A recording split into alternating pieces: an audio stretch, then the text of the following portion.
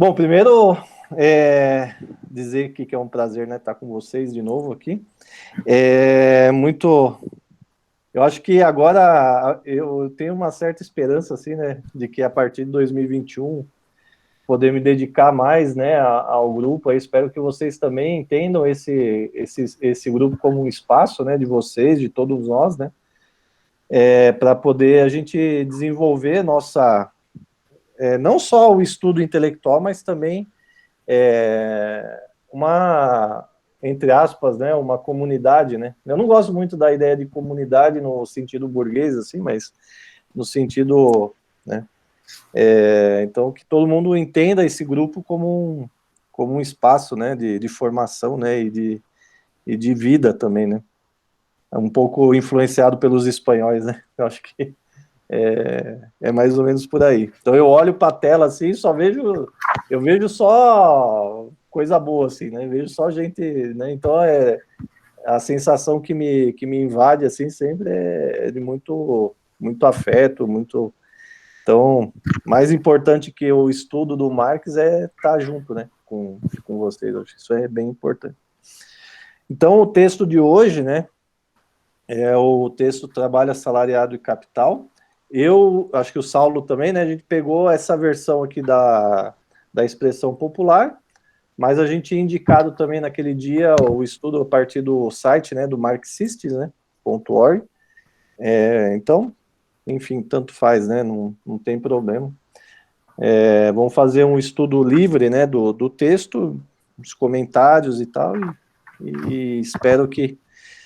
Então, assim, primeira, a minha parte aqui vai ser fazer uma apresentação e depois eu tenho uma questão que eu acho que é fundamental nesse texto, mas eu vou deixar para depois, né, nos comentários aí.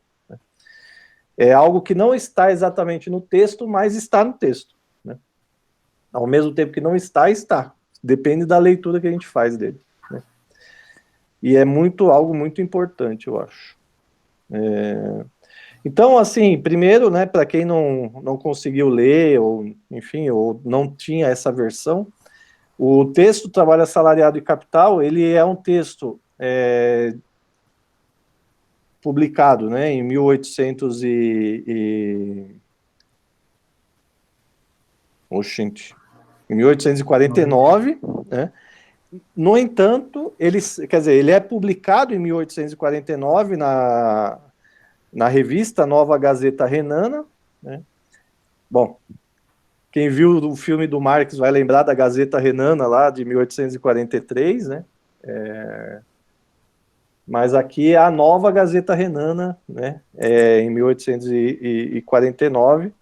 No entanto, né, esse texto que foi publicado em 1849, ele se refere às conferências, né, que Marx e Engels, enfim, também participou, enfim, que eles deram, então, na Associação dos Operários Alemães de Bruxelas, né, em 1847. Essa Associação dos Operários Alemães de Bruxelas foi fundada pelo Marx e pelo Engels, né,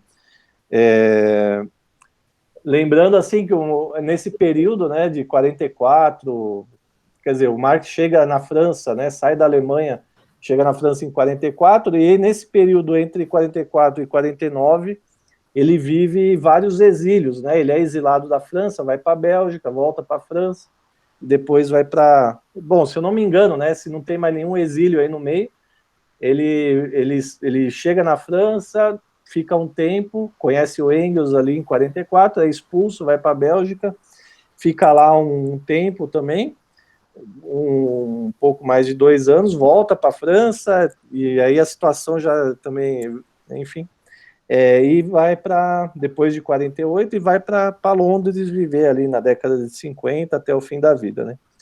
Então, assim, é produzido no exílio, né? No exílio belga, né? Desse tempo dele aí, né? Bom, não vou falar aqui da biografia do Marx, né? Mas eu sempre acho bem interessante, né? Localizar.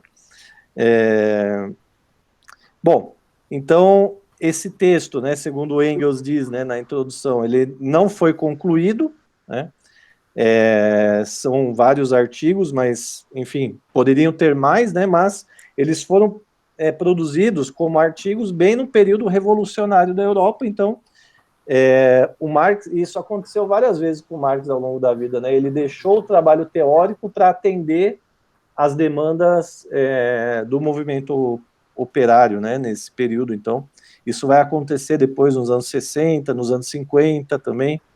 Né? Então, o Marx ele tinha muita dedicação ao contexto imediato, às demandas, né, do movimento operário. Né? Então, muitas vezes ele parava tudo que estava fazendo para se dedicar a isso, né? Às demandas imediatas. Então, enfim, de toda forma, é um texto que sai, né, a partir dessas falas, dessas conferências dele, né? Bom, essa versão que a gente tem aqui, eu acho que é a que vocês leram também, né? É uma versão revista por Engels, né, em 1891. E aí também é uma outra questão importante, né? Vamos dizer assim, na obra do Marx, a gente está citando essa aqui, mas, por exemplo, tem uma outra que eu acho que algum dia a gente vai ter que estudar também, que é essa daqui, o Ludwig Feuerbach e o fim da filosofia clássica alemã, que é também desse período, né? E nela também o Engels faz uma retomada né, desse período e tal. Então, em 1891, o Marx já tinha morrido em 1883, né? Então, 8 anos depois, é isso? 8 anos depois da morte, Engels morreria, né, morreu em 1895, então aqui já estava bem, né, o Engels já, né, enfim, no alto da sua vida, já quase, né, e ele diz, então, eu acho que assim, nesse caso, nesse livro aqui, tão importante quanto o texto é a introdução do Engels, né, eu acho que o Engels faz uma síntese muito importante do livro, né, e ele diz, então, né, que nesse período de 1849, 1847, quando ele fez as conferências, né, em 1849, quando saiu o texto, né, e o Engels diz, então, que eles ainda não tinham, e o Marx, né, ele fala do Marx, né, não havia concluído ainda a sua crítica da economia política, né, o que iria acontecer apenas em 1859 em diante, né. Então, ele diz que o texto, né, para a crítica da economia política, de 1859, é o primeiro texto, vamos dizer assim, onde toda a nova visão de mundo, né, da crítica da economia política, realmente se faz, né. Então, nós estamos aqui 10 anos antes do Marx conseguir, né, enfim, chegar à crítica madura da economia política. Então, nesse caso, nesse texto, né, o Marx ainda apresentava, segundo Engels, algumas incoerências, não é algumas incoerências, enfim, ele estava desenvolvendo a sua crítica, né, então Marx ainda não havia desenvolvido todo o seu cabedal teórico, né, que está consolidado no livro 1 do Capital, por exemplo. Né. Então, nessa revisão, né, quer dizer, o texto que ficou para nós do trabalho assalariado e capital é o texto revisto por Engels em 1891. Não é o texto original escrito por Marx, mas, enfim, segundo ele mesmo diz, é o que o Marx escreveria, né, se ele estivesse escrevendo, revendo o texto naquele período, né? E ele fala, então, da principal alteração que ele faz no texto, né? Nessa revisão. Qual é a principal alteração que ele faz no texto? Né? Que na época, então, em 1849, o Marx falava que o trabalhador vendia o seu trabalho ao capitalista. Né? Mas, como a gente vê no Capital, né, enfim, já não, quer dizer, o que é a teoria marxista, né, do trabalho não é a venda do trabalho, mas a venda da força de trabalho, né? E aí, o Engels, então, ele faz, quer dizer, ele fala uma coisa muito importante, né, e que para mim é muito importante, né, na leitura do Marx, fala assim, isso não se trata apenas de uma mudança, de uma mudança de nomenclatura. Na verdade, entre vender trabalho e vender força de trabalho, existe tudo que o Marx realmente fez, né, na crítica da economia política, nessa mudança de termos, né? E aí, então, ele faz uma compilação, né, de como a economia política clássica entendia a relação entre burgueses e proletários, né, nessa relação de trabalho, né? Enfim, dizendo basicamente que a economia política burguesa, né, tratava essa relação, né, do capital e do trabalho como se o capitalista comprasse o trabalho, né, do trabalhador, né, que o trabalho era incorporado à mercadoria, né, e, portanto, isso caracterizava o preço das mercadorias, né? Então, o trabalho se tornava, né, o valor dos valores, né? Ou seja, a incorporação do trabalho à mercadoria seria a forma de compreender essa relação, né? E na economia burguesa, vamos dizer assim, não havia a presença não do lucro, né?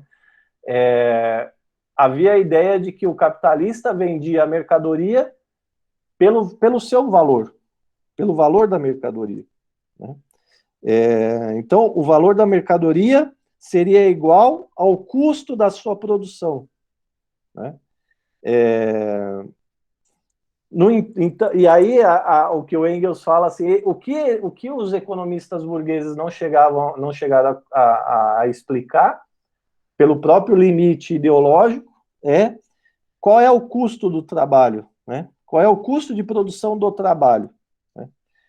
E aí o Engels fala uma coisa que eu acho muito interessante. Eles não conseguiam explicar porque eles estavam partindo do conceito errado.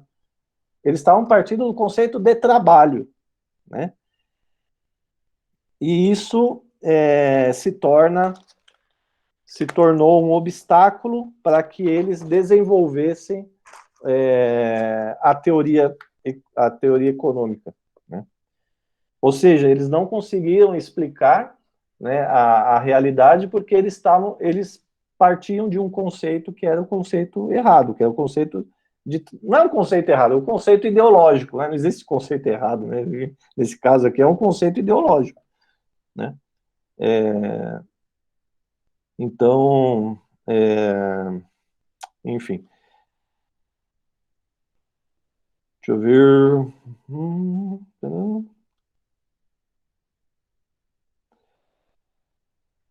Então a ideia é que ao vender, né, a sua mercadoria, o capitalista, né, soma aos custos de produção, né, o custo diário, ou, enfim, o custo do trabalho, né, dos operários e soma a isso um lucro, né? Então seria mais ou menos essa ideia, né, de que esse lucro era vendido como se fosse o valor gerado pelo trabalho, né?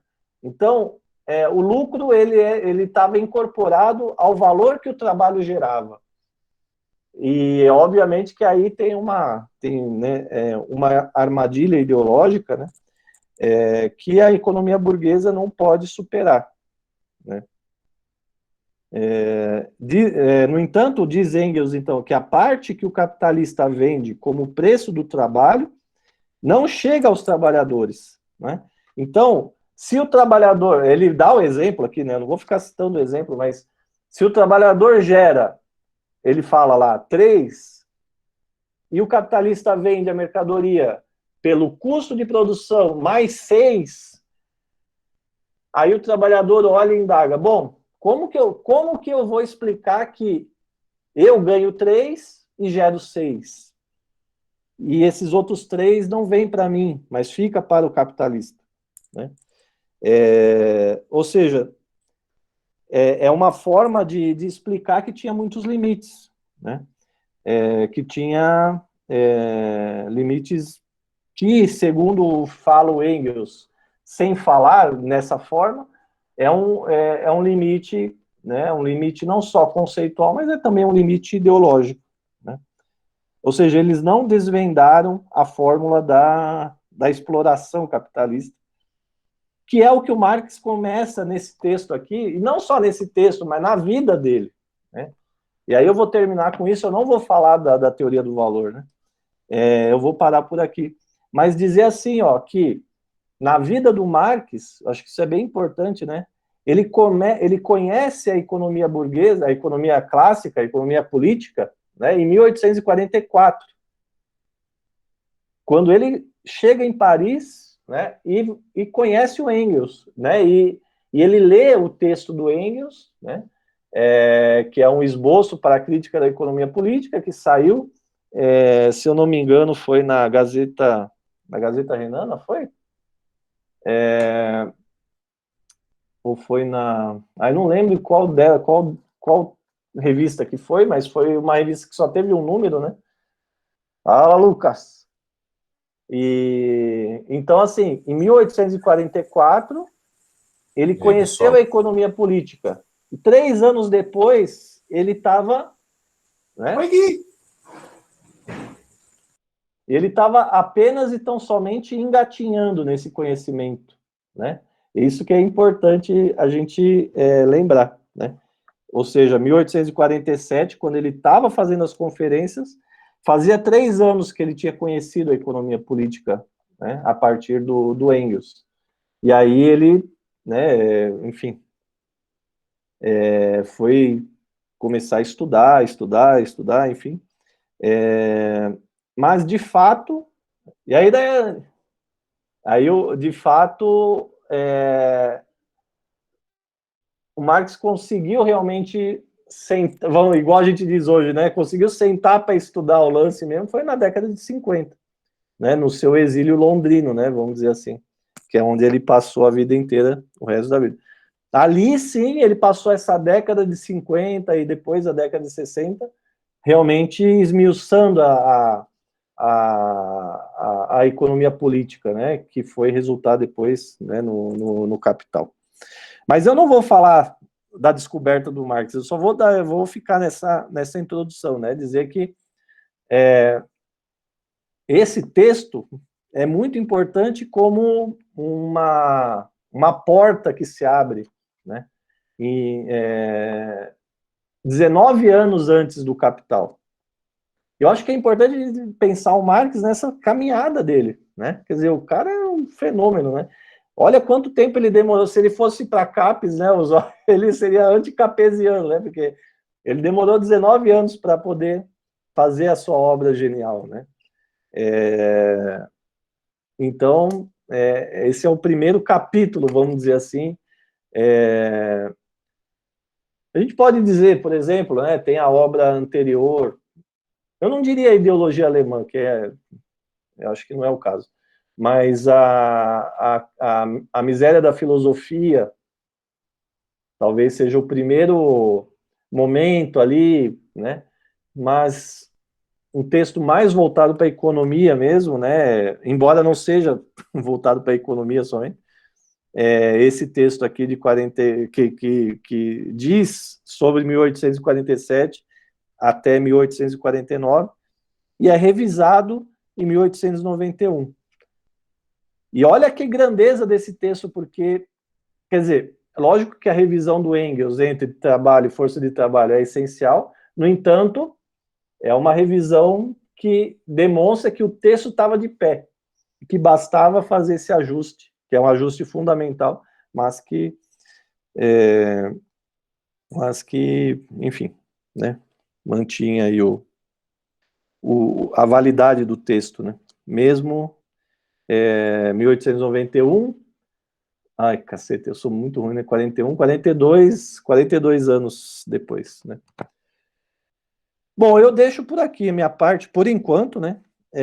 E aí falta a gente tratar, entre outras coisas, sobre qual é a descoberta do Marx, né? Realmente, acho que daí eu passo a bola para vocês aí, para quem quiser comentar.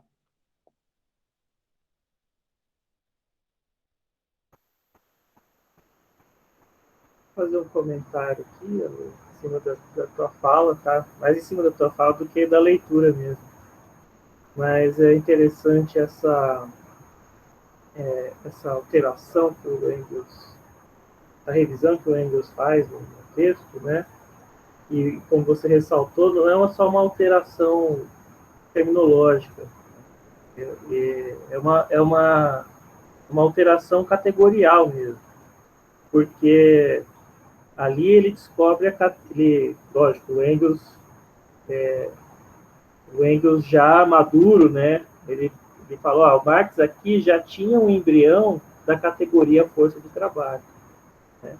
Então, não era o conceito de trabalho, o conceito abstrato de trabalho, mas a categoria, né? A forma de existência que é o homem produtor, né? De valor, e o homem produtor de valor é a sua força de trabalho, né? A existência do valor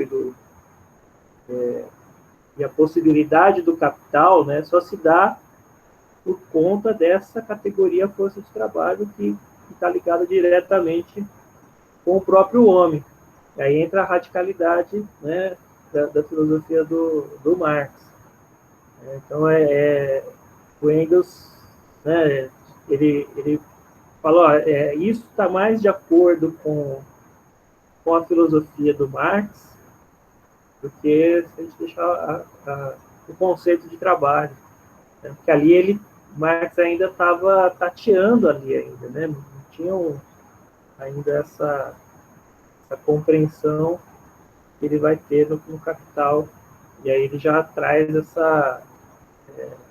essa categoria mais completa, né, da força de trabalho no Capital, porque nesse primeiro esboço aí, né, na verdade, eu entendo esse livro, né, esse artigo, como um panfleto mesmo. Né? O Marx, ele foi jornalista, né? A gente não pode negar isso.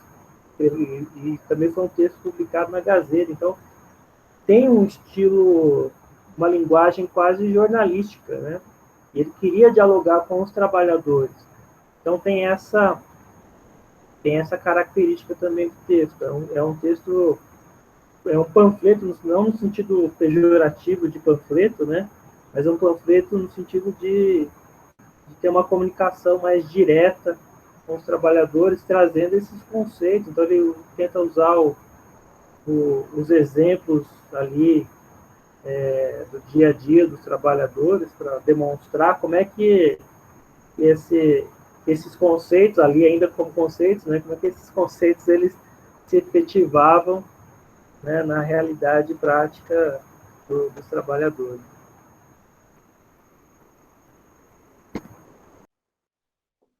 Legal, palavra aberta aí.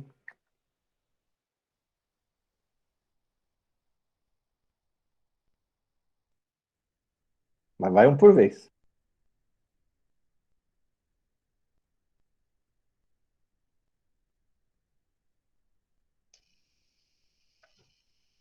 Bom, já que ninguém se pronunciou, eu vou falar. Então, lendo esse texto, né, com o Alessandro aqui e a gente comentando um pouco do que eu venho estudando, né, falar do salário, né, que vai vir aí na sequência até da leitura, né, acho que na, na teoria feminista, né, o feminismo marxista aí, o conceito salário aí que tratado, né, por Marx, né, e aí nos estudos traz um conjunto aí de alguns, né, como a própria Virginia Fontes, né, e alguns autores que eu estou lendo aqui falam dessa cesta, né, de produtos que né, o salário compra, né, para a reprodução aí dos trabalhadores, né? E nessas leituras não aparece o trabalho das mulheres, né? Então, assim, as feministas, né, como a Silvia Federici, por exemplo, que é marxista também, vem apontando isso há algum tempo, né, que nesse conjunto aí não está contabilizado esse trabalho doméstico e cuidados que as mulheres, né, que é realizado na grande maioria por mulheres, né? Então, isso é um ganho para o capital, porque ele não contabiliza na conta dele, né, para o capitalista ali, não contabiliza na conta dele esse trabalho. Então, a Federici fala muito assim que todo dia esse trabalhador homem, né, ele vai estar no trabalho lá alimentado, cuidado, com roupa limpa, até cuidado emocionalmente, sexualmente, né? Então, o estresse que ele tem no trabalho, ele vai ser, né, acalmado, vai ser acalentado na casa por uma mulher, né? Então, tudo isso faz parte de um conjunto de produtos da reprodução que não foi contabilizado aí por Marx, né? Todo seu estudo, naquele momento, ele não se preocupou com isso, né? Então, eu venho estudando isso para dizer que esse trabalho não entra na conta do capitalista, mas que gera um grande valor aí, um grande retorno para o capitalista, porque a todo momento essa mulher tem que cuidar dessa força, dessa força de trabalho que vai estar no outro dia lá no trabalho.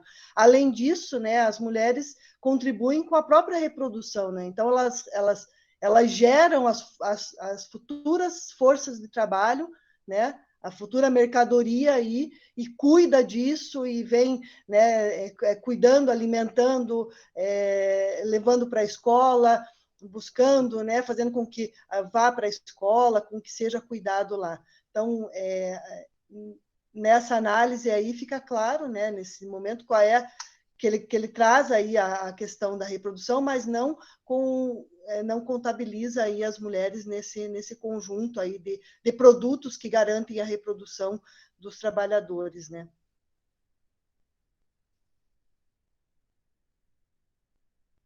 Só para completar, né, a Silvia Federici, ela tem um livro que ela chama de Salário do Patriarcado, né? Então ela fala justamente isso, né? Ela diz que quando ele fala desse salário, nessa quantidade aí que é paga da mercadoria força de trabalho, né? Ela fala justamente que foi englobado tudo isso nesse pacote, mas que se desconsiderou totalmente esse trabalho aí dos cuidados e dos trabalhos domésticos, né? Das atividades domésticas dentro do lar.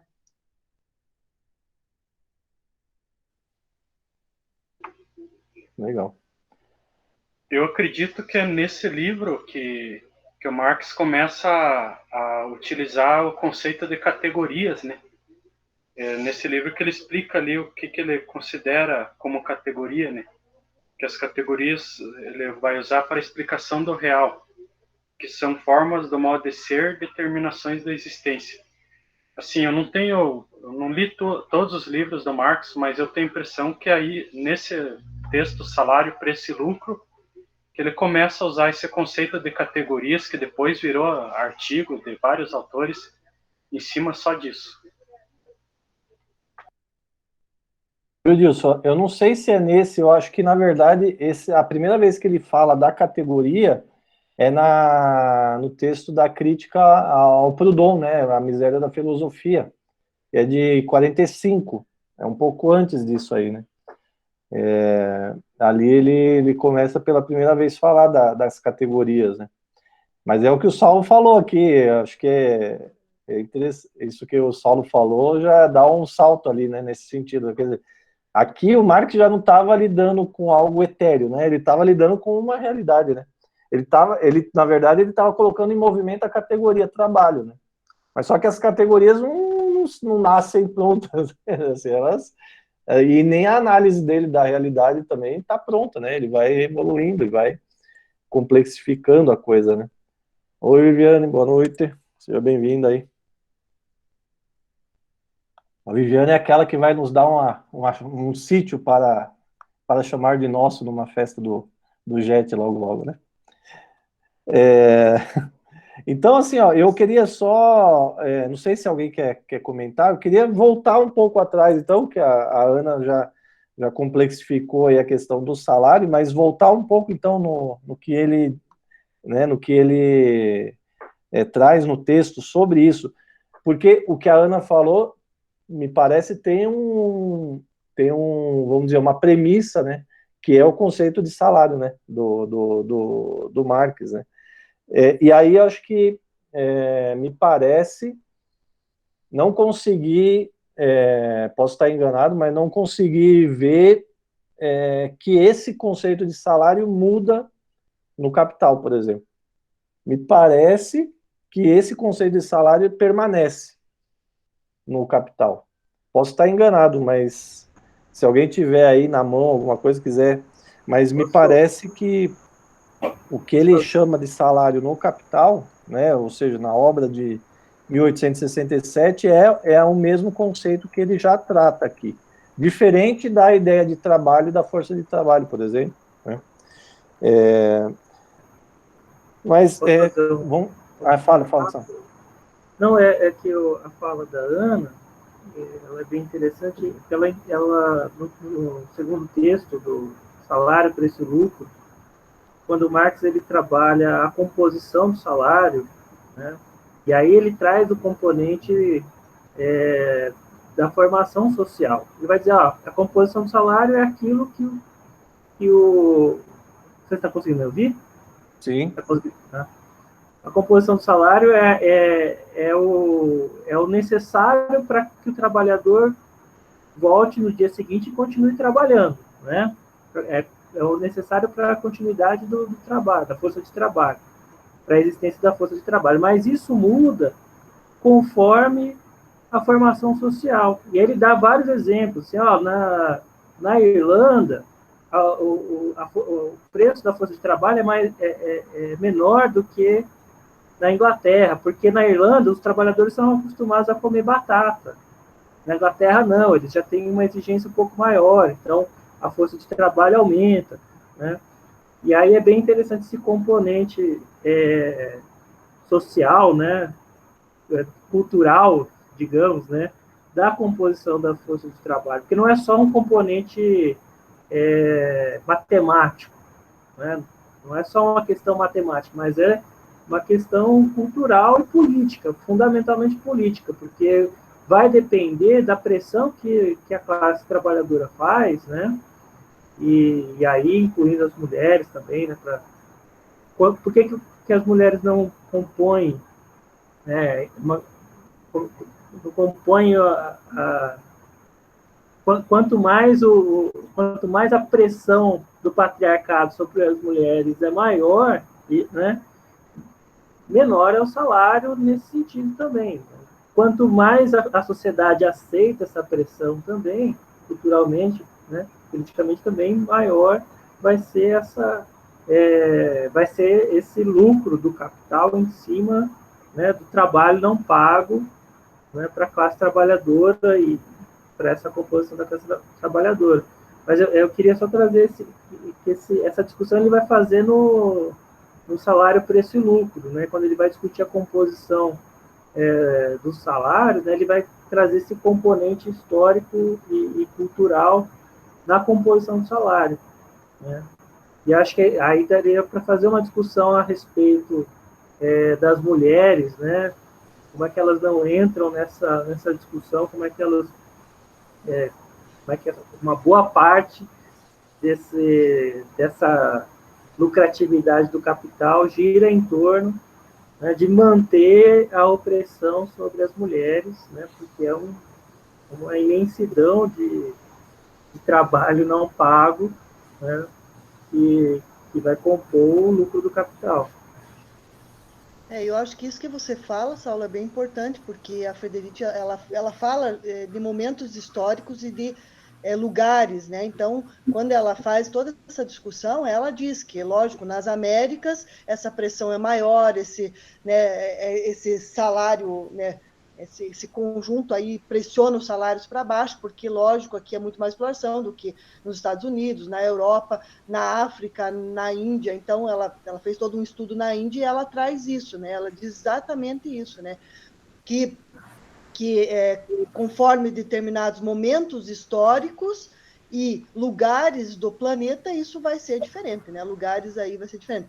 Mas acho que o que é importante é a gente perceber que o patriarcado ele é tão estrutural quanto o capitalismo, porque senão, né, se não fosse dessa forma, é lógico que nós teríamos aí avanços diferentes, mas o que acontece é que como ele é estrutural, ele vai estar sempre nessa lógica aí de dizer que o trabalho que as mulheres fazem é um trabalho que não é um valor, que não entra dentro da teoria do valor, mas é um trabalho, é um valor dissociado, um valor clivagem, porque não é considerado como valor, né? Então, eu venho lendo também, né, a Rosita Schons, né, que é que faz um estudo da teoria do valor, e ela diz o quê? Que o valor é homem, o valor é macho. Por quê? Porque isso é o valor dentro da sociedade capitalista, que a mulher não entra nesse valor, por isso que é, né, que é tão desvalorizado, porque não faz parte da lógica da teoria do valor, né?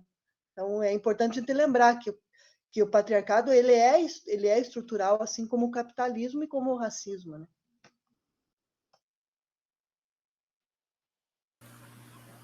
Vou falar. Estão ouvindo bem? Beleza. Se tocar o sino do diversionismo, eu se eu não falar, não é eu. Tô brincando.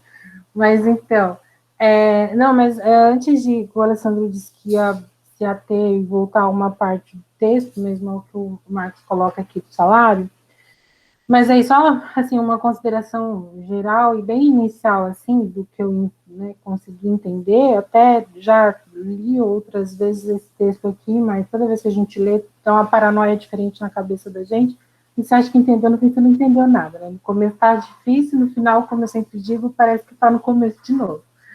Mas, voltando aqui, quando, né, ele faz toda essa discussão aqui, o que fica muito claro, assim, é essa preocupação do entendimento também da relação social capital-trabalho, né? E aí, como a Ana estava dizendo, os fatores que determinam, né, a constituição do valor do salário, né? Entendendo o salário aí como o pagamento da, né, relação ali de venda da força de trabalho. Aí uma coisa que sempre me vem à cabeça, e é o que eu tenho tentado pensar nos últimos anos, é como que esse processo, e aí, né, já lança isso para ficar, como diz, esse barulho fica na nossa cabeça durante a discussão agora.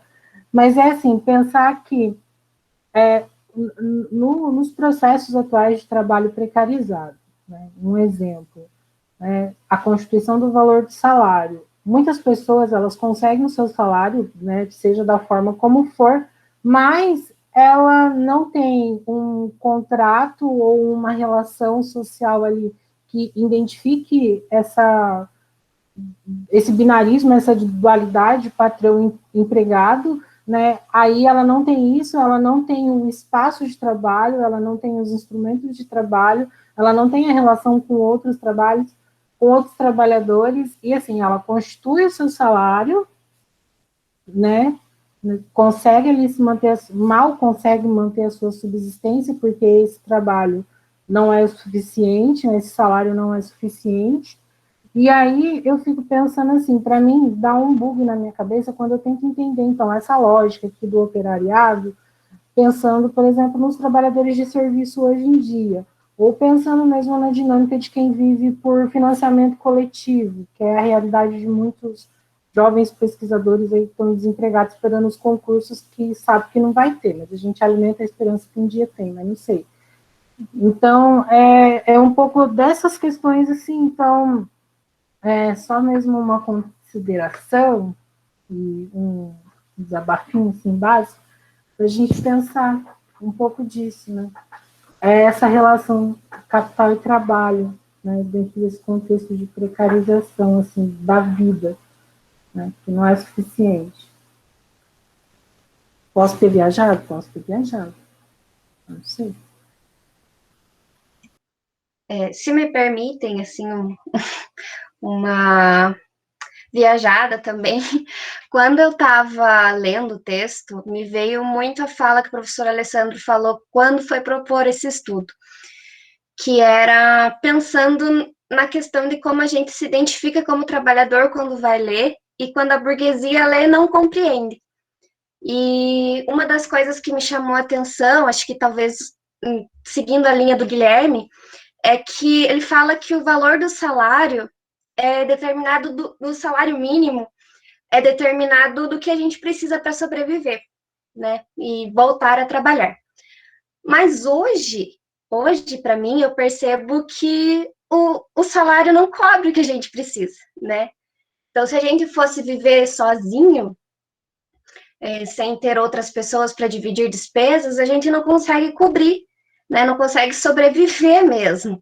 Então, o salário, hoje, ele não cobre. Hoje, por mais que se chame mínimo, ele não é mínimo, né? E aí eu penso como que é subjetivo para cada pessoa que lê, e aí a gente vai reler e vai pegar outras questões, como o Guilherme falou, como é subjetivo o trabalho e o salário para cada pessoa, né? Se para mim é complicado viver com salário mínimo, então imagina uma pessoa, né, que sustenta uma família apenas com o salário mínimo. Como que isso acontece, de verdade? Como que a cultura vem se desenvolvendo nesse sentido, né? No próprio texto ele fala que é tão crescente, né, a população trabalhadora, a população que vende sua força de trabalho. E hoje, especialmente na pandemia, isso é muito nítido, porque várias empresas fecharam, falando do empresariado, né? E essas pessoas vão se tornar proletariados, né? Já que faliram e tal. Então, eu penso, assim, como é complexo a gente ler este texto, ainda mais no momento em que a gente está vivendo. Professor, a minha pergunta, está me ouvindo? A minha pergunta é mais ou menos no sentido da dela, só que ela difere em determinado momento, que ela falou em relação ao salário mínimo, né? E como esse tipo de leitura puxa para nós mesmos e puxa também sempre a relação. Por exemplo, para mim, o meu salário nunca deu, não importa quanto eu ganho. Nunca fechou o mês. Se eu ganhar 1.000, vai faltar, se eu ganhar 10, vai faltar. Então, quando eu leio, eu vejo que está sempre faltando. E me reporta aquele cara, não sei se vocês viram, ele era um promotor, eu acho, ou desembargador, que ele falando que ele ganhava 27 mil, que o condomínio dele e o cartão, ele tinha baixado a um nível de mendicância, que o cartão dele estava fechando em 7 mil reais, e ele não tinha, não sei se alguém viu aquela matéria daquele cara. Se eu achar o link aí, eu posto lá no grupo para vocês verem. Ele é um promotor, um desembargador, e ele havia tido um corte lá no salário, ou evitaram um aumento lá deles, e ele falando que o salário de 27 mil para ele já beirava a mendicância, que ele estava reduzindo o cartão dele de 20 mil por mês para 7 mil por mês, para poder pagar condomínio, pagar o estudo das crianças, não sei o quê. E então, como que entraria o fetiche nessa composição? Porque se você analisar por esse lado, há também a manutenção do fetichismo das mercadorias. Então, em relação ao salário, se eu ganho 1.000 para me sustentar uma família e existe alguém que consegue, de que fetiches ele abriu mão, né? Em relação ao cara que ganha 2.000 e sustenta uma família da mesma forma, ou o cara que ganha, lá, vocês devem conhecer alguém que ganhe 7 ou 8 e que é endividado e que não consegue se manter decentemente, por exemplo, não consegue pagar uma pensão para os filhos, não consegue, alega que tem que mudar o valor de pensão, o valor de várias coisas. Não sei se eu consegui fazer minha pergunta direito, mas é nesse sentido, em que relação que entra quando a gente traz para a composição do salário o fetiche do trabalhador em geral. E também é exatamente onde deriva do cara que ganha 20 ou 30 achar que não é trabalhador, achar que ele não é assalariado, né?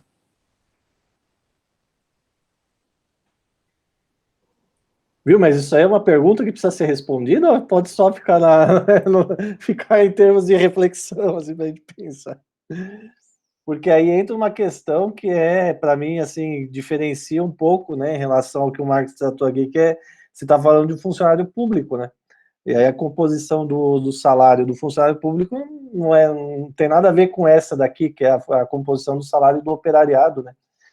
Aqui é outra, ou seja, se trata de outra dimensão, né? No caso aqui, por exemplo, tem muito que o Saulo falou, né? Eu acho que aqui entra também bem a consideração histórica dos papéis que os funcionários públicos, né? Então, nós temos aqui no Brasil uma desconsideração com relação ao professorado da educação básica, e esses ganham salários baixos, né?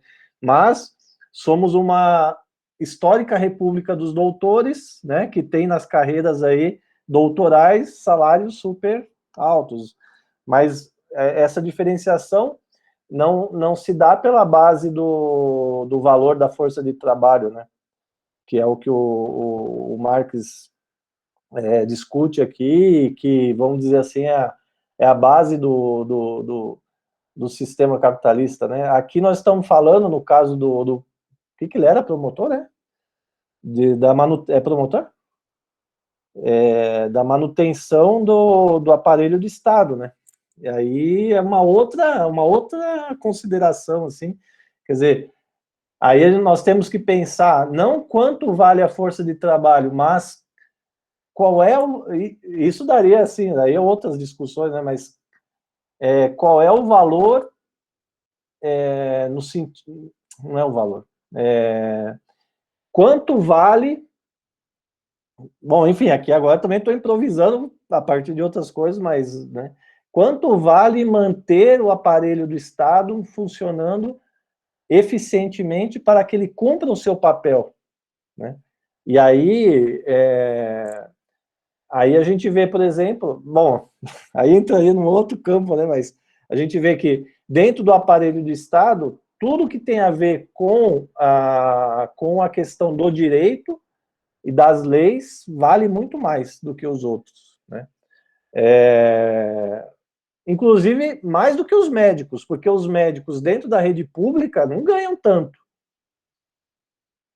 né? Então, você vê o salário de um médico, fora os plantão, porque daí é outra coisa, mas o salário do médico na prefeitura de Guarapuava, que tem um monte de gente aí, vai ver qual que é o salário base do médico, né? É baixo. O que ele ganha é plantão, né? 27 mil, Irmão, acho que é. Mas o salário base? É que, na verdade, ele entra como empresa, né? Então, você contrata, ele abre uma empresinha lá, que tem só ele de funcionário, e aí faz uma licitação, parece que a gente fez uma por 23 mil por mês, não houve participante. A outra a gente abriu por 27, acho que teve um. Tá. Mas aí é um contrato já contando com plantão, com tudo, acho, né? Deve ser, né? Aqueles contratos padrão, que você tira lá todos os direitos trabalhistas dele, né? Ele vai só ser um prestador de serviço para a prefeitura, né? O salário base no concurso é 7 mil. 7 mil, né, em Guarapuava. Aí eles ganham. Então, assim, até mesmo em relação aos médicos, né, as carreiras do direito no serviço público valem mais, né? Então, vai ver o salário base de um promotor, de um juiz. Quer dizer, aí é uma outra consideração. Quer dizer, qual é o papel que esses sujeitos têm na manutenção do aparelho do Estado para que ele continue funcionando e fazendo e cumprindo o seu papel na sociedade, né? Aí, enfim, mas aí tá fora, é outra discussão, né? Não é uma discussão realmente de salário, né? No sentido, mas de toda forma é uma outra questão bem importante, enfim, que entra aí a questão da ideologia da classe média, né? Que a Marilena Chauí fala tanto, né? Que eu acho que isso é muito o descolamento, né, do funcionário público de alto padrão aí da sua consciência de classe, enfim, acho que aí vai por outro caminho, né? Mas não dá para dizer que ele quer dizer, ele é assalariado, mas é de outro tipo, né? De outra natureza, né? Alessandro, sobre a questão da Fernanda e do Guilherme, eu acho que a gente não tem como deixar de considerar a questão do processo de uberização do trabalho, né?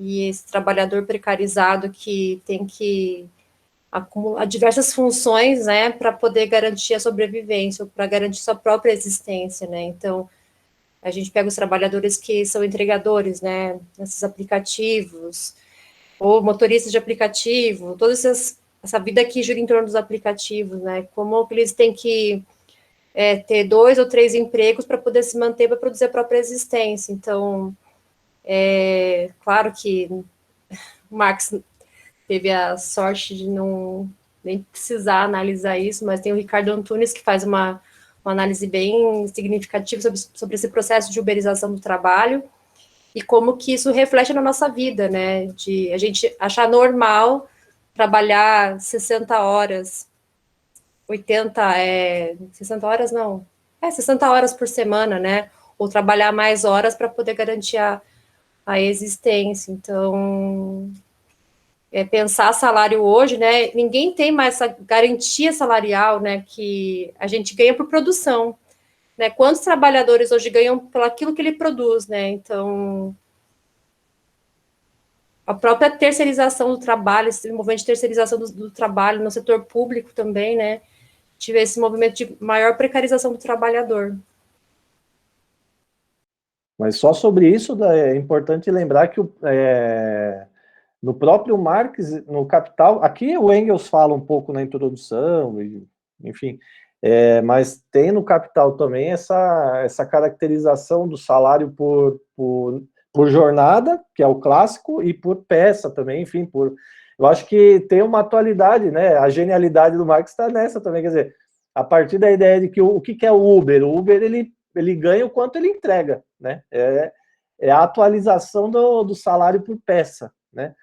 A Cássia Quenzer, por exemplo, no estudo dela sobre a indústria calçadista lá no Rio Grande do Sul, né, que ela vê, quer dizer, eu já vivi isso lá na Coab também, né, quer dizer, vinha para nós lá, a gente tinha que montar coisa para o aeroporto lá, né, e daí vinha um papelão e vinha elástico, a gente tinha que passar o elástico dentro do papelão e dar um nó, e aquilo ia para o aeroporto para colocar nas malas e tal, não sei o quê. A questão da montagem, né? Então a gente ganhava quanto era criança, estava lá junto. E o Uber basicamente é isso também, né? Quer dizer, com toda a insegurança, né? Quer dizer, quantas empresas quantas entregas eu vou fazer hoje? Ninguém sabe, né? E aí tem todo aquele desmonte do mundo fordista, né? Da segurança, né, do trabalhador, da segurança do trabalho no começo do mês, no dia 10, né? Lembra do dia 10? Hoje em dia ninguém mais sabe o que é dia 10, né? Mas a segurança do dia 10... A Fernanda sabe o que é dia 10, não? Não sabe, né? O Guilherme sabe? É impressão minha ou todo mundo caiu? Ô, Alessandro, é impressão minha ou todo mundo caiu na conexão? Não, tá todo mundo na conexão. Estamos aqui. Estou aqui. Estão conectados? Estão. Aqui também. É que fica travado, né? Parece a tela travada. Ah, tá. Para mim tá tudo certo aqui. Tá todo mundo mexendo a cabecinha assim. Para mim fica tudo travado. E aí, então, eu acho que é isso, né? O desmonte do mundo fordista, né? Da ideia de toda essa segurança, do salário todo mês, da carteira assinada, da profissão, né, que é outra coisa que vai se desmontando, da profissionalidade, da identidade do trabalhador com a sua profissão, da formação. O Saulo aí, que fez o Senai, né, sabe muito bem disso, quer dizer, a identidade por exemplo, do torneiro mecânico, que é o clássico, né, do eletrotécnico, que era o meu caso, né, o Saulo fez o que mesmo, Saulo? Eu fiz ajustador mecânico. Ajustador. Inclusive o Engels fala do ajustador aqui, né? Ele dá o exemplo do ajustador. É uma profissão antiga. Então é isso, né? E aí hoje em dia, mas é interessante também porque ver a vitalidade do capital, né? Quer dizer, quais são as formas que o capital encontra para extrair mais trabalho, para extrair mais valor, né? Quer dizer, não mais trabalho, para extrair mais valor de todas as formas, né, de trabalho, né? Não necessariamente do trabalho na produção primária, né, na indústria, né, mas de todas, em todas as fases, né, da produção ao consumo e, enfim. Eu penso que essa confusão que a gente faz um pouco tem tudo a ver com isso que você falou sobre o hibridismo que o capital faz, né?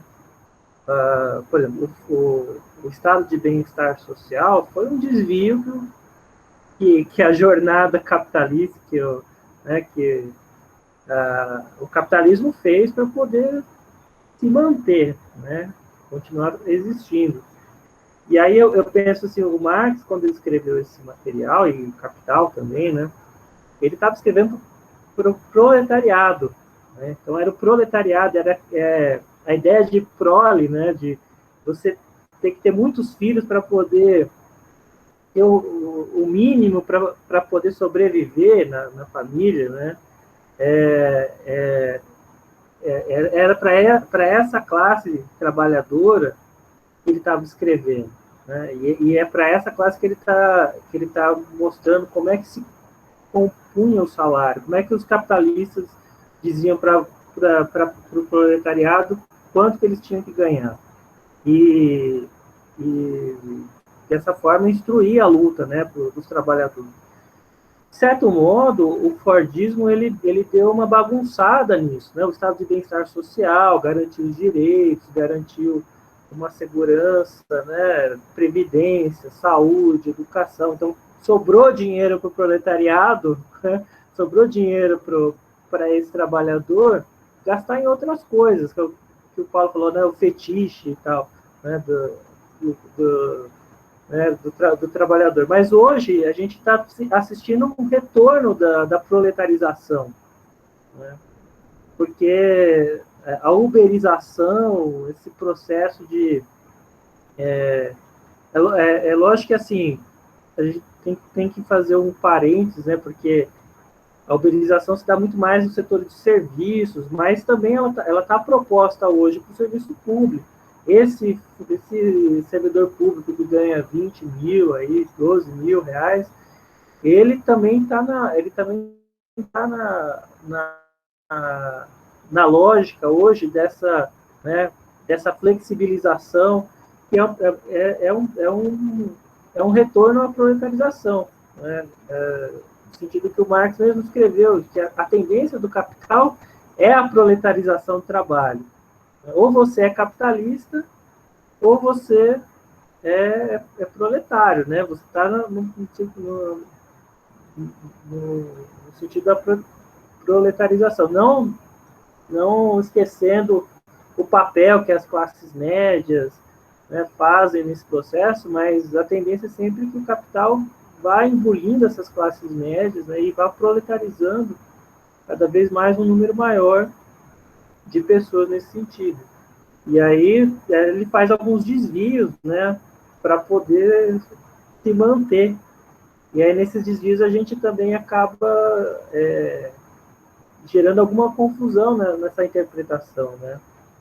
Mas quando Marx escreve esse trabalho aqui, ele está falando justamente dessa composição do salário do proletariado, né, dessa classe, né, que vive com o mínimo necessário possível para a sua sobrevivência. E esse mínimo é imposto por uma questão política, cultural, social, mas fundamentalmente política das listas de trabalho. Eu vou daí a partir dessa coisa que o Salvo falou, né, pensando e quais são as estratégias, né, do capital para... Porque, assim, na verdade, é preciso que haja algum cimento social, né? Então, durante o período fordista, vamos dizer assim, havia um cimento muito claro ali, quer dizer, dessa relação capital-trabalho, do salário, né, da carteira assinada, dessa identificação, né? E num momento de crise, que já é uma crise antiga, né? Quer dizer, nós estamos numa crise desde os anos 70, pelo menos, no Brasil, né? Enfim, também o Brasil, não sei se em algum momento não teve em crise, né? Mas, enfim, de toda forma, é uma crise em cima da outra, né? E aí, assim, a falta desse cimento, vamos dizer que que nos levava a essa identidade social, é colocado no lugar a todas as formas de salvacionismo individual, né, individualista, né? Quer dizer, como convencer as pessoas de que, mesmo diante dessa crise, elas podem superar de forma individual. Isso aí a gente já falou muito, isso aí todo mundo já sabe, todas as formas, né, da ideologia empreendedorista, né, e de como isso, por exemplo, entra na educação, isso já é sabiamente conhecido por todos aqui, né, mas eu acho que nessa ideia que o Saulo colocou, né, como que o capital vai em cada período histórico, agora, num período de crise, né, de crise sistêmica, né, a saída ideológica é interpelar os indivíduos como indivíduos, ou seja, e aí, assim, esse conceito de interpelação daria um outro momento aqui, né, de discussão, mas não é o caso agora. Mas é dizer para as pessoas assim, você não é um sujeito da classe trabalhadora, você é um indivíduo, você tem que resolver as coisas por você mesmo. Quer dizer, essa ideia de luta de classe está superada, essa ideia de classe trabalhadora está superada, essa ideia de proletariado está superada. A todo momento nós somos interpelados a nos colocarmos no mundo como indivíduos, né? Indivíduos que competem com outros indivíduos, né? E eu acho que é nesse sentido que se tenta criar um cimento social, assim, né? E aí, por exemplo, o MBL, por exemplo, se vocês recuperarem lá, eles falam isso, né? Eles retomam a ideia, se eu não me engano, do Locke, ou acho que é do Locke, enfim, a ideia de que, bom, enfim, uma ideia liberal clássica, né, de que os indivíduos, ao agirem para o seu próprio bem, estarão criando um bem social, um bem para todos. Ao buscar o seu próprio bem, o empresário está melhorando a sociedade. O indivíduo, ao lutar pela sua própria vida, ele está melhorando a sociedade. E, quer dizer, isso está colocado, né, direto ou indiretamente na sociedade. Eu vi, por exemplo, isso vocalizado no MBL, né? O Kim Kataguiri, uma vez, ele falou isso literalmente, né? Por isso eles defendem tudo quanto é tipo de privatização, a ideia do mercado como realmente o mediador de tudo, quer dizer, é no mercado que você tem essa liberdade de ação, né, de que cada um agindo para o seu próprio bem, você cria um bem coletivo, né? E aí, acho que, historicamente, isso tem fatos, né, quer dizer, todo o desmonte do sindicalismo nos anos 80 na Inglaterra, nos anos 90 no Brasil, né, todo o desmonte das leis trabalhistas, as reformas trabalhistas consecutivas, né, vamos dizer assim, a Ana, que está fazendo direito, aí o Mirjan também, deixa eu ver se tem mais alguém que está fazendo direito, eu acho que não, né, a última pá de cal, por exemplo, né, foi dada agora, acho que em 2017, na reforma trabalhista, por exemplo, a ideia de,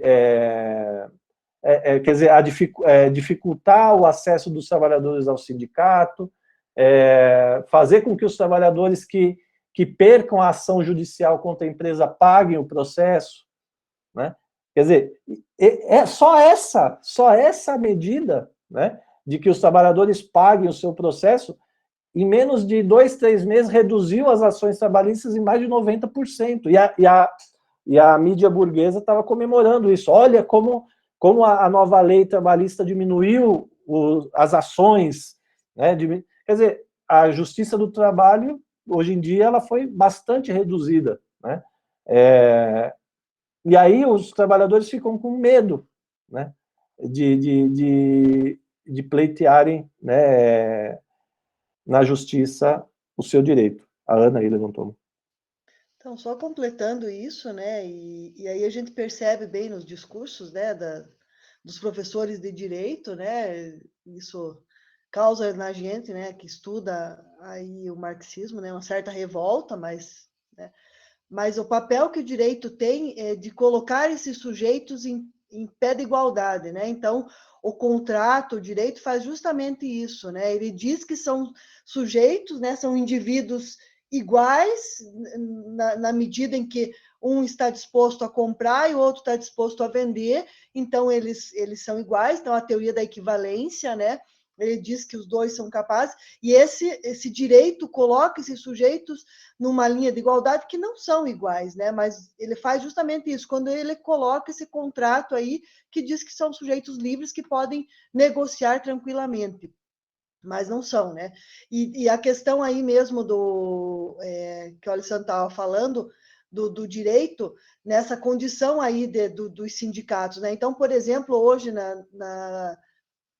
o próprio trabalhador pode negociar com o patrão a questão das suas cláusulas, né? Não precisa mais o sindicato, né? Então, o indivíduo, ele negociando com o patrão impede igualdade, né? Como se tivesse uma equivalência, e não tem, né? Então, a retirada desse sindicato vem nessa linha de falar desses indivíduos que podem dar conta das suas relações sociais, né? E aí desmonta totalmente essa questão de classe mesmo, porque o sindicato foi colocado de lado. Antes o sindicato precisava homologar, né, a rescisão, hoje não precisa mais, não tem necessidade mais, o sindicato não vai mais lá fazer essa homologação, né?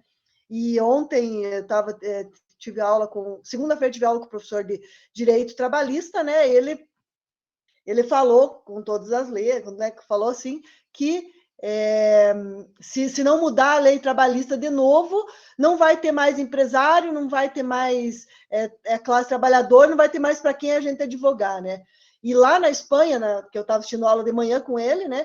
Ele falou isso e aí eu intervi, falei, mas o que está acontecendo hoje com os empresários, né, na pandemia?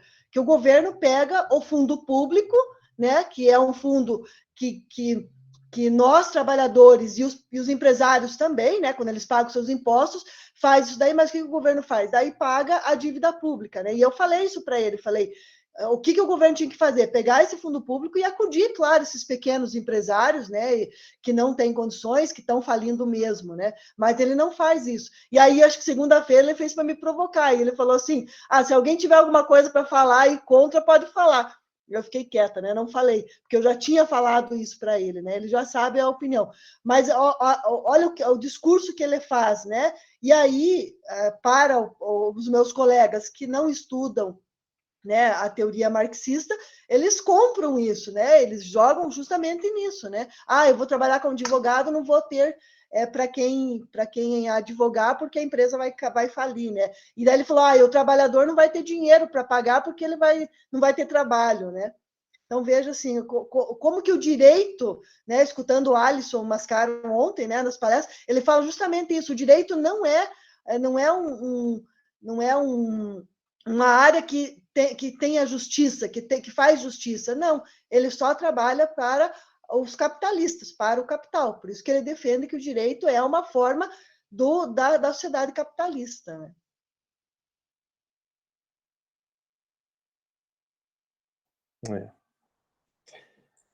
E como a gente está avançando aqui no tempo já, né? Tá 8h20 já. Acho que a gente podia só fazer uma síntese aqui do texto, né? Também, enfim, isso também pode continuar depois, mas só para retomar, assim, qual que foi a grande descoberta do Marx, né? Nessa discussão toda, né? E, assim, ao mesmo tempo que é uma grande descoberta, frente a essas novas formas de trabalho, sempre vai precisar ser, né, revista e reelaborada e incrementada, enfim. Mas, de toda forma, o que é importante, né, nessa descoberta do Marx aqui, né? Primeiro, que o operário vende a força de trabalho. Portanto, né, ele não vende o seu trabalho, ele vende a força de trabalho para o capitalista. E ele vende essa força de trabalho por um determinado período de tempo. E aí, no caso do que a Daiane trouxe aqui da uberização, o Guilherme também, né, falou da precariedade, isso muda um pouco, né, porque o Uber não vende o seu trabalho por tempo, né. De toda forma, o tempo é importante para ele, né, porque quanto mais corrida ele fizer em menos tempo, melhor. Então, a questão do tempo continua sendo fundamental. Então, ele vende a sua força de trabalho para o capitalista por um determinado tempo, né? Que pode ser por dia, pode ser, enfim, né? Em troca de um salário. Se a gente pegar essa estrutura, né? Essa estrutura ela serve para entender mesmo os processos precarizados, né? O Uber, por exemplo, ele vai começar a jornada dele, ele não bate o cartão, mas ele liga o aplicativo, né? Mas não é o patrão que determina quantas horas ele vai trabalhar, é ele mesmo que determina. Ele determina quanto ele vai trabalhar, nos seus limites, né? Que muitas vezes, aí, se a gente voltar lá no Capital, né? Esse limite, quando é dado pelo próprio trabalhador, né? Ele volta a ser um limite muito expandido e que faz retroagir a um período assim, se você lembrar lá no capítulo 13, né, do livro 1, né, as jornadas de trabalho extensas de 18 horas e tal, que interviu o Estado para que essa jornada de trabalho fosse mais uma jornada mais digna, vamos dizer assim. Então, os uberizados, às vezes, eles trabalham sob uma forma indigna, né? Indigna no sentido, né, humano do termo, né? Quer dizer, eles avançam jornadas de trabalho cansados e tal, não sei o quê, como os caminhoneiros também fazem isso, né? Várias principalmente quando o trabalhador quer dizer, ele sabe que é o tempo que determina, né? E é no tempo que ele vai ganhar. E aí, ele estende a jornada de trabalho. Então, enfim, não vamos aqui falar de mais-valia absoluta, porque não é o caso do Uber, né? Mas, quer dizer, ele estende a jornada de trabalho. Ao estender a jornada de trabalho, ele está fazendo retroagir uma história toda. Né? Qual foi a grande luta da classe trabalhadora desde o século XIX? É reduzir a jornada de trabalho, sem reduzir salário. Né? E aí o que acaba acontecendo é um retrocesso em relação a isso, né? Ou seja, eu estendo a minha jornada de trabalho para que eu ganhe o mínimo necessário para viver dignamente, segundo... E aí a ideia do dignamente já não está nem numa política de salário mínimo. O que é digno para um Uber não é digno para o outro, quer dizer, cada um escolhe o que é digno para si, né? Qual é a necessidade de cada um. Não tem um mínimo regulado pelo Estado, né? Então, quer dizer, há um retrocesso nessas questões aí, né? Mas, de toda forma, essa estrutura, né, de vender a força de trabalho por um determinado tempo, em troca de um determinado salário, que aí, no caso do Uber, não é um salário, né? Também pode ser outras formas, né?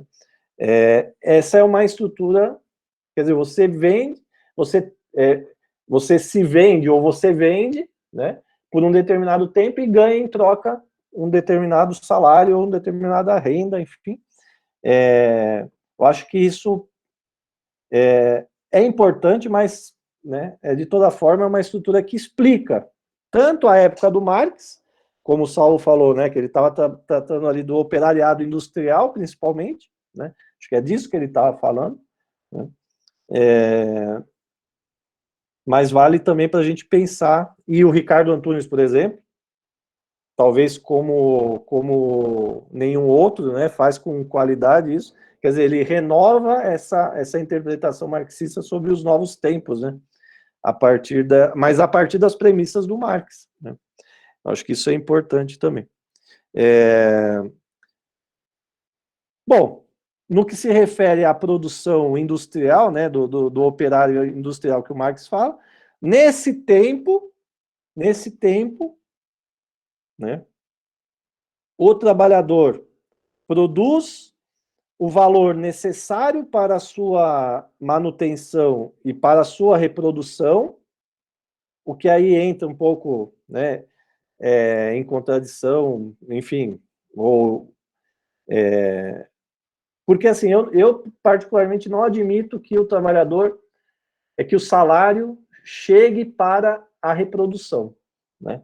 Eu acho que a reprodução se dá em outro espaço aí. O salário, ele é outra coisa, mas, de toda forma, a ideia é que o salário ajude o trabalhador a se reproduzir, né, tanto a ele quanto a sua família, né? Quer dizer, ou qualquer arranjo aí que reforce a ideia da sua reprodução. Não a sua reprodução somente como indivíduo, mas também como espécie, né? Vamos dizer assim, como um proletariado. Então é preciso que ele tenha filhos, né? O Saulo já falou isso também, né? E então o salário tem que ser necessário para que dê alimento aos filhos, né? Mas a Fernanda mesmo já falou, o Paulo já falou, que, né, não é suficiente, mas, né, a ideia basicamente é essa, né? Então, nesse tempo de trabalho, ele produz para si o necessário para a sua manutenção e reprodução. No entanto, também nessa mesma jornada, ele produz mais do que ele necessita. Ele produz mais, desculpa, ele produz mais do que recebe. Ele produz mais valor do que aquilo que ele recebe pela sua força de trabalho, né? Então, na mesma jornada de trabalho acontece, né, de um determinado tempo ser dedicado para que ele se recomponha, para que ele se reproduza, né, para que ele faça sua manutenção e se reproduza, e também, na mesma jornada, a produção de mais valor. Mais do que aquilo que ele recebe, não do que ele merece, né, lógico. Então, aí, a grande sacada do Marx foi ver que o valor não era do trabalho, mas o valor era da força de trabalho. Ou seja, o valor era o valor do operariado, no caso né, que o Marx estava falando. Ou seja, o valor ele só existe incorporado na pessoa do operário. Essa é a questão. Então, quando a gente fala de reproduzir a força de trabalho, nós estamos falando de reproduzir pessoas, de reproduzir seres humanos, né? Reproduzir aquele sem o qual a força de trabalho não existe, que é o operário, no caso, né, do Marx aqui. Ou seja, é a partir do corpo, né, quer dizer, a força de trabalho está incorporada, né? E ela não existe sem essa incorporação, né? Então, e se você não traz para essa concretude, né, você não descobre essa... E a grande descoberta, então, é esse tempo, esse valor produzido na jornada de trabalho a mais do que é pago para os trabalhadores, né, que é a descoberta da mais-valia. Aqui ainda ele não fala de mais-valia. Aqui ainda a ideia da mais-valia, como está no Capital, ainda, vamos dizer, não está tão desenvolvida, né, quanto vai estar no Capital, né? Mas, de toda forma, ele vamos dizer assim, ele está quase chegando lá, vamos dizer assim, né? Mas ele já fala, por exemplo, da mais-valia. Né, se vocês verem lá no 8º, né, na parte 8ª, deixa eu ver, não, mas aqui já é do salário, preço e lucro, né, aqui em 49, ele ainda não tinha descoberto a mais-valia, né? Mas, e a outra coisa que ele não tinha descoberto ainda, que é o trabalho abstrato, mas veja como ele não tinha descoberto, mas já estava aqui, né, o Saulo já falou ali, ó, né, bom, o cara é genial, né? Não tem jeito, né?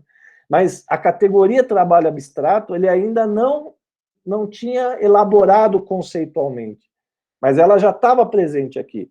E essa categoria de trabalho abstrato é fundamental, né? Como que ela aparece aqui? Né? bom, principalmente o Engels traz depois, mas aí ele já sabia, né? Mas a ideia de que o avanço tecnológico, principalmente, vai tornando a força de trabalho concreta de cada um de nós simplificada, de modo que qualquer um pode fazer qualquer trabalho. O trabalho abstrato é o trabalho que se desprende da pessoa e ele pode ser feito por qualquer pessoa. Ou seja, sempre alguém vai ter que fazer. Mas esse alguém não precisa ter nome exato. Ou seja, não estamos mais na época do artesanato, né? Ou seja, na época em que o artesão tinha uma habilidade tal que só ele podia fazer aquilo. Nós estamos na época em que o trabalho exige pouca habilidade, quanto mais ele avança tecnologicamente, né? Enfim, o Engels já fala isso na introdução, o Engels, o Engels, né? E no Capital isso está claro, né? Quer dizer, quanto mais avança a maquinaria, mais simplificado vai ficando o trabalho, de modo que entram crianças, né? Entram pessoas sem formação nenhuma, entram as mulheres, né? Porque já nem precisa nem só de habilidade, mas também não precisa mais de força, né? Quer dizer, qualquer um pode fazer o trabalho, porque o trabalho ele se torna abstrato, né? Mas essa categoria ainda não está presente aqui na sua plena forma, mas ela já aparece de certa forma aqui, né? Nessa consideração, né? Então, vamos dizer assim, essa sacada de como o capital explora, né, o trabalhador pela mais-valia vamos dizer, o grande tema, né, desse livro, do salário, preço e lucro, enfim, do Capital também, né? Ou seja, a descoberta de que a força de trabalho, como mercadoria, é uma mercadoria especial. É uma mercadoria que, ao ser colocada na produção, né, ou seja, quando o capitalista compra uma máquina, a máquina também é uma mercadoria, né? Mas a máquina não gera valor nenhum, né? A força de trabalho é a única mercadoria que tem essa capacidade de gerar mais valor, diferente de todas as outras mercadorias, né? Então, esse vamos dizer assim, a grande sacada, mas também, como já estamos no final aqui, não vamos expandir, a gente pode e vai voltar nisso, né, outras vezes, assim, né? Mas, de toda forma, é importante sempre a gente pensar assim, qual é o mecanismo de exploração? Por exemplo, pensar no Uber, né? Ou na uberização. Quer dizer, como se explora o Uber? Como o Uber é explorado? Como essas novas formas precárias de contratos temporários, de contratos por tempo determinado, por jornada, por peça, quer dizer, como se dá esse processo de exploração? Como que o capital tira do trabalhador, né? No caso do Uber, como as plataformas tiram, né? Que é diferente, é uma forma diferente de tirar, né, mais valor do trabalho. Mas existe, né? De toda forma existe. Eu teria mais uma coisa para falar aqui, mas eu deixo por enquanto aqui, se alguém quiser comentar, também passou um pouco da hora aí, né? Eu já falei demais, já. Sobre esses aplicativos, não sei se vocês acompanharam no ano passado, né? Até saiu um debate bem grande, que agora temos aplicativos para professores, né? Professores são prestadores de serviços, e aí se cadastram lá, e é como se fosse um Uber, mas de professores. Foi lançado no ano passado.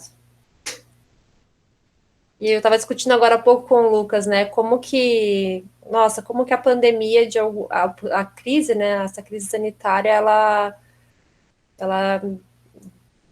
possibilitou, né, a precarização ainda maior da educação, né, então a gente viu ano passado, né, como os professores foram facilmente substituídos, né, por uma aula única para todo o estado do Paraná, né, com a aula Paraná, como que tudo foi tão amarrado e engessado que o professor não consiga pensar em fazer nada daquilo que está demarcado pela própria SED. Então, eu acompanho aqui o Lucas diariamente, assim, inclusive com relação à aula que ele vai dar, já está tudo amarrado no RCO, que é o registro de classe do professor. Então, está tudo amarrado, então você não tem liberdade alguma. Então, qualquer pessoa pode desenvolver o trabalho que você desenvolve, sabe? Está tão simplificado o trabalho do professor que qualquer um pode desenvolver. Mas daqui a pouco até uma máquina desenvolve o nosso trabalho, a gente vai se tornar completamente desnecessário para esse sistema. É terrível. Só nos tornamos essenciais agora, né? Que eles querem voltar, porque foi aprovado a PL lá do trabalho essencial do professor, né? A educação Foi como aprovada? essencial. Foi, eu coloquei no grupo do JET ali, foi aprovado. Foi Então, assim, aprovado agora vem toda uma demanda aí, né, para poder fazer os professores voltar, mas sem a mínima segurança, porque é só essencial para voltar, né? Não é prioritário para vacina, não é prioritário para outras medidas que precisam ser colocadas aí na escola, né? Então, Foi veja... aprovado na Câmara, né, Ana? E vai agora para o Senado. Agora vai para o Senado, mas foi aprovado ali, né? Então, muito difícil que não passe lá, né? Bem difícil que não passe. Então, veja, ao mesmo tempo que o Daiane falou, né, que ficou meio que descartável, né, qualquer coisa, mas o discurso é outro, né, que é essencial porque os professores têm que voltar, né? Bem complicado. É essencial no sentido de retomar o trabalho, porque existe uma pressão de todas as partes, né? Os trabalhadores e trabalhadoras voltaram, né, já há algum tempo, e precisam deixar os seus filhos em algum lugar, e a escola é esse lugar em que os trabalhadores e trabalhadoras deixam os filhos enquanto trabalham, mas em contrapartida a gente percebe o processo de precarização da educação, né? Quando a gente pega aquele documento que foi lançado lá, acho que no comecinho de abril do ano passado pelo Banco Mundial, que ele conclui, né, um documento sobre a educação no contexto de pandemia, que o ensino, a forma, né, esse trabalho remoto, ele veio para ficar, né, então, esse hibridismo educacional veio para ficar, então, vão fazendo a gente engolir, né, fazendo a gente goela abaixo, né, o ensino híbrido, e a gente sabe o que é o ensino híbrido, né, gente? Todo mundo que trabalha, ou que seja da forma de professor ou estudante, né, que vive no trabalho à distância, né, utilizando essas plataformas de ensino, sabe o quanto isso é um desgastante para nós, né, e o que isso pode desembocar, né? Vejam esses cursos de pós-graduação à distância, né, sei lá quantos, tem 800 alunos, você prepara, você faz vídeo, e aquele teu material fica sendo disseminado por anos, você vende o direito autoral do teu vídeo, da tua aula, né, para um curso de pós-graduação, e essa instituição fica usando o teu vídeo por anos, e anos, e anos, e anos, e formando, sei lá, 30, 40 mil pessoas com o trabalho que você fez por R$500. Então, qual que é o futuro da educação, né? Qual que é o futuro da docência, né? Para onde está desembocando o nosso trabalho, né? É para a gente refletir um pouquinho sobre isso. Verdade. Eu ainda acho que isso tudo tem relação com o papel que se cumpre, né, dentro do aparelho do Estado. Eu acho que cada vez mais fica claro que a desvalorização, né, do funcionalismo público não é para todos, né, ele é seletivo, né. Então, assim, as hierarquias do funcionalismo público continuam, né. E eu estou falando de uma posição de hierarquia alta, né, porque professor universitário. Onde já se viu que o professor universitário vale mais do que o professor de educação básica? Mas é assim, né? Agora, onde que já se viu que um procurador ou vale mais do que qualquer um de nós, né? Onde já se viu que um fiscal da Receita vale mais do que a gente, mas justamente é o fiscal da Receita que mantém o Estado, porque ele ganha lá 30 mil, mas ele arrecada para o Estado por ano milhões e milhões e milhões. Quer dizer, acho que é por aí que... E cada vez mais fica claro a desvalorização da educação. A ideia, eu acho que a gente tem que sempre repisar nisso, né? A ideia da centralidade da educação básica, ela não é um mero slogan, né? é real o fato de que, se depender do Estado burguês, o que se dá... Aí volta lá no Adam Smith, né? Que ele falava... Quer dizer, basta que você dê pílulas de educação para as pessoas, né? E por isso também os professores universitários dos cursos de humanidades estão cada vez mais também pressionados, né? Quer dizer, o nosso papel está sendo cada vez mais desvalorizado também, enfim, né? Isso tem muita relevância aí nisso, né? Mas, enfim, doses homeopáticas, né? Isso que o Adam Smith falava assim, né? Eu acho que isso está mais vivo que nunca. Quer dizer, a gente, por um lado, estica a corda dizendo precisamos dar uma educação máxima de qualidade, a melhor possível. Mas, de fato, ideologicamente, para o capital, isso não tem relevância nenhuma, né? As doses homeopáticas são suficientes para formar a força de trabalho, né, necessária para a reprodução do capital, né? Então, assim, realmente a luta de classe também passa por aí, né? Pela luta por um projeto educacional, né? Quer dizer, qual projeto educacional a gente defende, né? Se é a dose homeopática ou se é uma dose cavalar, né? No caso da educação, tem que ser uma dose cavalar de hidroxicloroquina com azitromicina, com tudo junto, né? Para que a formação seja a melhor possível, né? Da nossa parte, né? Mas realmente é uma questão importante. Ô, Saulo, você deu uma sumida aí, quer falar alguma coisa aí? Sim. Não, eu tô tranquilo, tô só... E o Rafael aí que tá quietinho. Tudo certo? Viu? Tô quietinho hoje, tô quietinho. Eu acho que a gente tá meio que terminando já, né? Eu queria só indicar uma coisa, assim, esses dias, aqui em Ponta Grossa, nós temos um projeto que chama... Nós não, né? Digo na cidade, né? Que chama Pega Aí Leitura Grátis, né? Aí eu achei no mercado lá o livro lá do Gianfrancesco Guarnieri, Eles Não Usam Black Tie, né? E aí eu separei aqui uma parte que fala do salário mínimo. Essa peça é de 1958, né? Fala de uma greve operária e tal, não sei o quê, né? De uma família de operários, né? Cujo pai é comunista, a mãe é aquela dona de casa, né? A dona de casa, né? Aquela mulher brava, inclusive, né? Bem italianona mesmo. E aí os filhos, né? Então tem um filho mais novo e o filho mais velho, que é operário também. Mas diante dessa greve, o filho mais velho, descobrindo que a mulher dele, a namorada dele está grávida e tal, ele resolve pelegar. E aí, para um comunista igual o pai, o filho pelego é igual à morte, né? E aí tem uma cena que vem depois da greve, né? O amigo do pai chega em casa, deixa eu ver, e fala assim, quer ver, ó? Deixa eu ver. Eu vou ler aqui rapidinho, tá? O diálogo aqui. Deixa eu ver, peraí.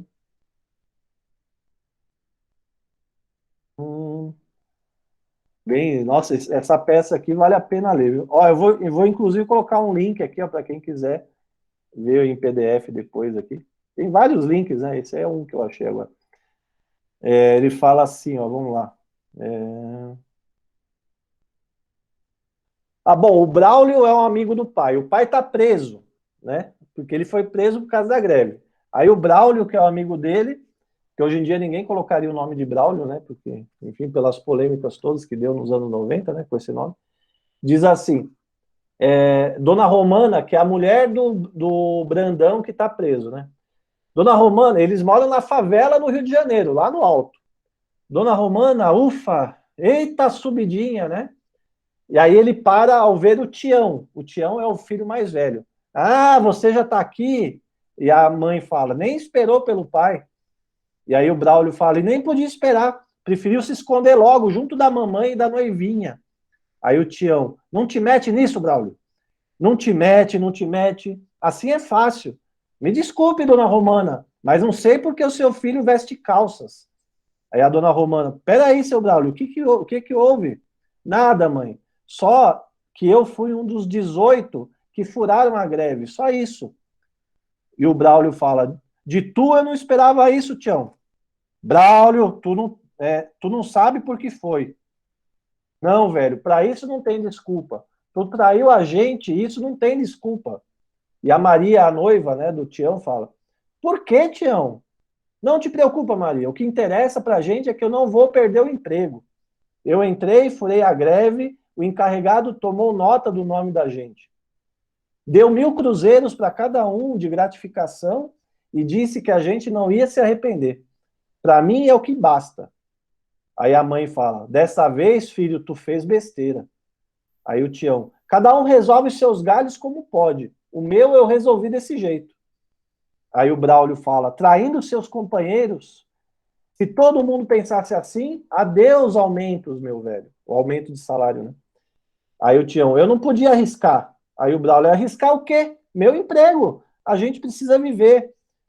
O que é que tu arriscava? Não arriscava nada. Como não? Se eu perco meu emprego, como é que eu fico? Aí o Braulio fala, não fica muito pior, não. Arriscar salário mínimo é o mesmo que não arriscar nada. E depois, todo mundo tem seus galhos para quebrar. Ninguém ia aguentar muito tempo. Tu quis agir sozinho, meu velho. E sozinho não adianta. Aí o Tião, greve é defesa de um direito. E eu não quis defender meu direito e chega. Tenho meu emprego. Aí o Tião, ninguém vai perder o emprego, a gente já venceu a greve. E o Tião, podia não vencer. E a mãe, chega de bate-boca, vocês resolvem isso depois. Bom, enfim. Segue uma cena em que a noiva detona o Tião porque ele furou a greve, né? E aí ela se decepciona com ele totalmente, né? E aí a desculpa dele é que ela estava grávida, né? Então, de novo, a mulher, né? Como motivadora da covardia do homem, né? Ah, eu fiz isso porque a mulher está grávida. Né? E a mulher não aceita isso. Né? E no final das contas, enfim, eu não vou falar o final, né? Mas é uma peça bem... Mas era para falar do salário mínimo, né? Arriscar o salário mínimo é arriscar quase nada, né? É lógico que isso hoje é diferente e tal, mas é bem... Acho que tem uma atualidade nisso daí. Eu indico que vocês leiam, é uma leitura bem rápida, são 3 ou 4 atos, né? Vale a pena. Gianfrancesco Guarnieri também não é para os novos, né? A gente que é mais velho na televisão lembra dele nas novelas, tal, aquele senhorzinho de bigode, maravilhoso, né? Eu amava ele, assim, realmente. Assistia O Mundo da Lua. Ah, é? Lucas Silva e Silva. Uhum, pois é. Ele era o vô do Lucas Silva e Silva. É. Mas tem o filme também, viu? Tem o filme, ele no Black Fire. É com o Guarnieri mesmo, né? Fazendo o papel do pai. E aqui ele fazia o papel do filho em 58. Ele fez ele escreveu a peça e ele mesmo se colocou no papel do pelego. Aí depois ele fez o pai, né, quando era mais velho. Né? Do pai, mas não... Vale a pena, gente. Muito bom. Gente, mas da minha parte é isso. Só despedir mesmo e agradecer a companhia, né? Muito bom estar com vocês aí. Isso aí, gente. Mais alguém quer falar alguma coisa aí? Abrir o coração? Estão todos bem? Nós temos a Emanuele aqui também, qualquer coisa. Vou fazer uma terapia coletiva aqui já com a Manu. Começa a Manu. Então, eu tô precisando desses momentos, assim, para ser mais terapêuticos. Isso aí. Tem que estudar, mas também, assim, não só, né? Acho que, enfim, mas também só de estar junto já é uma coisa, né? Já vale, já. Então tá bom, gente. Vamos lá, então. Uma boa noite para vocês aí. Um abraço para todas e todos. Próxima vez o Rafael canta uma no violão aí, junto com o Saulo, né? E o Lucas também, né? Aliás, eu ouvi todas as músicas do Lucas lá, muito bom, viu? Muito boa bom, noite, né? pessoal. Parabéns. Tchau, gente. Valeu. Parabéns. Valeu. Tudo de bom. Tchau, tchau.